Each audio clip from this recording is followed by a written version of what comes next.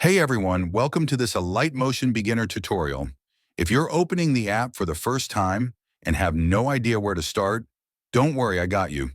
By the end of this video, you'll be able to make your very first edit from scratch.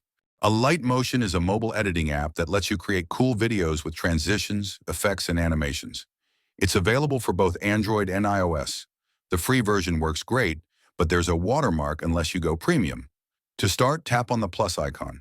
Choose your aspect ratio. 9:16 is great for TikTok or Instagram Reels, while 16:9 is perfect for YouTube. Set the resolution to 1080p for HD quality and keep the frame rate at 30 FPS. Hit Create Project. This is your editing screen. At the bottom is the timeline where all your layers go. Middle is the preview window where you can see your edits in real time. Tap the plus icon again to add your videos, images, or audio. You can also add text and customize it with different fonts, colors, and sizes. Now let's talk about keyframes. They're what make things move. Tap on a layer, go to the part of the timeline where you want to change, and hit the diamond icon. For example, move an object from left to right using 2 keyframes. You'll see it animate smoothly. Want to make it cooler? Tap on your layer and select Effects.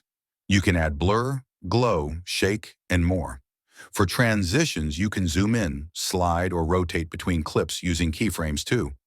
Once you're happy with your edit, tap the share icon at the top. Choose your export settings. 1080p, 30 fps is usually best. Tap Export and boom, it saves to your gallery. Start simple and play around. Try using free presets if you find them. Practice makes perfect, and trust me, you'll get better with every project. If this helped you, make sure to like and subscribe for more tutorials. Drop a comment if you want advanced tips or cool effect breakdowns. Catch you in the next one.